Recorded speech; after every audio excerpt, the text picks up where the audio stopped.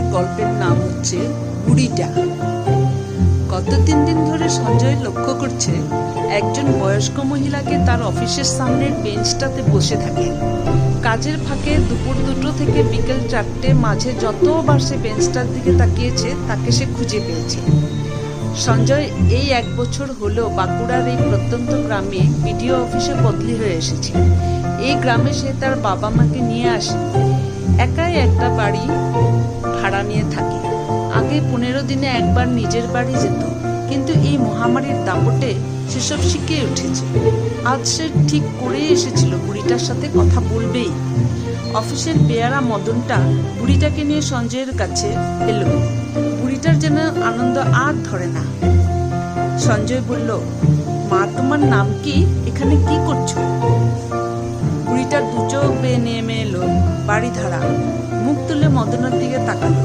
মদন স্থানীয় ভাষায় বুড়িকে আশ্বস্ত করতে বুড়ি বলতে শুরু করলো, বাবা, আমার ছেলে কলকাতায় কাজ করত, শহরে মড়ক লাগার পর দেশে চলে এলো, কিন্তু গেল সপ্তাহে হাঁপের টানটা বাড়তে হাসপাতালে ভর্তি হলো। তারপর সব শেষবারের জন্য ছেলেটাকে দেখতেও পেলাম না।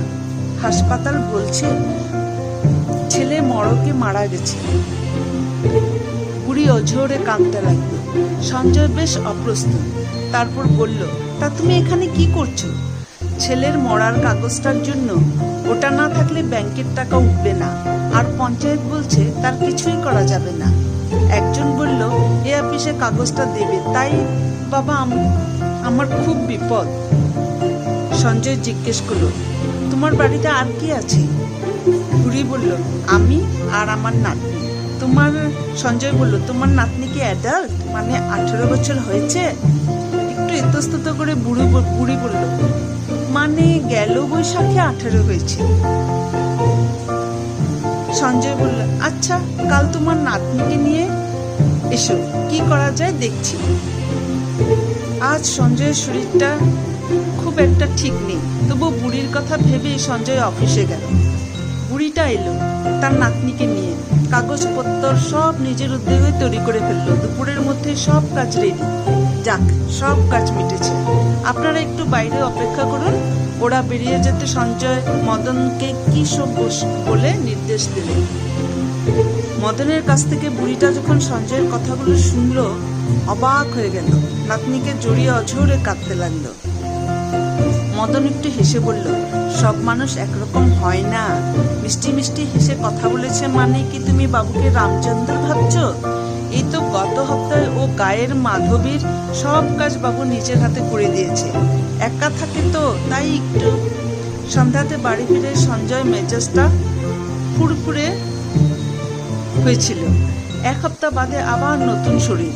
মেয়েটির বয়স কম, আনাড়ি হবে মনে মনে ভাবলো সঞ্জয়। গত সপ্তাহে যে মেয়েটি এসেছিল সে বিবাহিতা ছিল, তার সঙ্গে সমান তালে পাল্লা দিয়েছে মেয়েটা। নেশার ঘুরে তাকে একটু বেশি মারধর করেছিল। শহুরি ভাষায় যাকে বলে ইন্টিমেট পার্টনার ভায়োলেন্স। পরে মদনের কাছে শুনেছে মেয়েটি নাকি বেশ মারাত্মকভাবে জখম হয়ে হাসপাতালে ভর্তি। তার বিবাহ বিচ্ছেদের কারণও তাই। বিছানায় মেঘ শরীর পেলে কি যে তার হয় কে জানে। যাই হোক, মা বাবার খবর নিয়ে গুছিয়ে বসল। নেশা শুরু, মদ, মাংস, সিগারেট। ঘড়িতে রাত 8টা।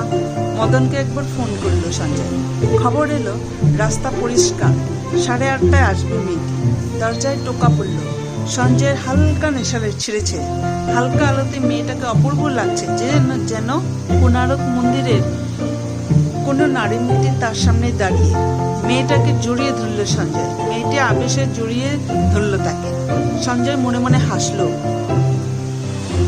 কিন্তু তার সুর কাটলো ফোনের রিংয়ে। বিরক্তভাবে ফোনটা ধরল সঞ্জয়। মায়ের ফোন। হ্যালো হ্যালো, দাঁড়াও, বাইরে যাচ্ছি, কিচ্ছু শোনা যাচ্ছে না। বেরোতে গিয়ে মদের বোতলটা উল্টে গেল। মা বলল, সঞ্জু শুনতে পাচ্ছিস? সঞ্জু বলল, মা তাড়াতাড়ি বলো। মা বলল, সঞ্জু, তোর ওখান থেকে এক বুড়ি এসেছে, বলেছে তোর খুব বিপদ। সঞ্জু বলল, কি যা তা বলছো? লকডাউনে যাবে কি করে? মা বলল, জানি না বাবা, বলছে একটা ডাইনি আজ তোর ছেলেকে খাবে। আমার খুব ভয় করছে রে।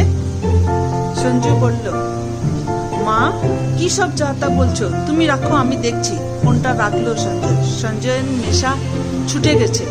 ঘরে ঢুকতেই মেয়েটা বলল, কি বাবু, তোমার বাড়ির লোক বুড়িটার কথা বলছে? বুড়িটাকে বললুম আমায় একটু ফুর্তি করতে দাও। ওর নাতনিটাকে বুঝিয়ে বললাম, বাবুকে খুশি করতে শুধু আমি পারবো।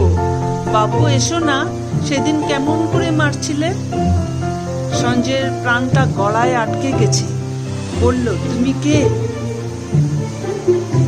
মেয়েটি বলল, আমি মাধবী গো বাবু, ভুলে গেছো?